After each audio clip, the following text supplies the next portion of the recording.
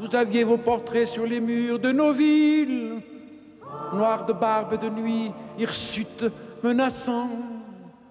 L'affiche qui semblait une tache de sang. Cette affiche couleur sang chantée par Léo Ferré, c'est l'affiche rouge de la propagande nazie, placardée pour justifier l'exécution d'un groupe de résistants, certains juifs, tous étrangers. Un groupe coordonné par l'Arménien Misak Manouchian. Nul ne semblait vous voir français de préférence. Sa dernière lettre de condamné à mort le 21 février 1944 va bientôt inspirer cette chanson. Sur vos photos, mort pour la France. Le 15 novembre 1943, Manouchian quitte son domicile du 14e arrondissement pour un probable rendez-vous avec d'autres résistants. À la sortie de la gare d'Evry, il est arrêté par les Allemands, comme le seront à la même époque les autres membres de son équipe. Il descend et il aperçoit le commissaire politique qui le désigne à un groupe d'hommes, des policiers en civil. Et tout de suite, ces policiers l'encerclent, le menottent. 3 mois plus tard, Manouchian et ses hommes sont condamnés à mort par les nazis. Un film de propagande. Telles sont les œuvres de terroristes étrangers et presque tous juifs.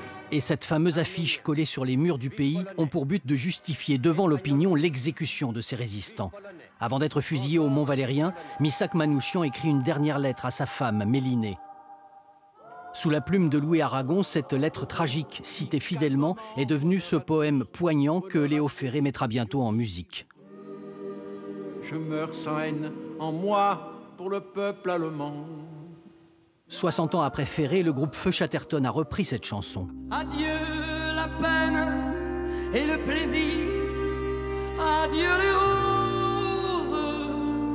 Un texte qui leur procure toujours autant d'émotion quand ils l'interprètent. La lumière et le vent. On a envie de pleurer, on entend ça. Le moment où on chante adieu la peine et le plaisir, adieu les roses, adieu la vie, adieu la lumière et le vent.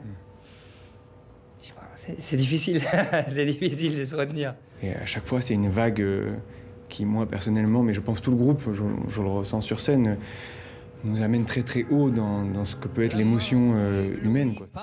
Une affiche, une lettre, un poème, une chanson ont déjà fait entrer ces résistants dans l'éternité. Vous aviez vos portraits sur les murs de nos villes,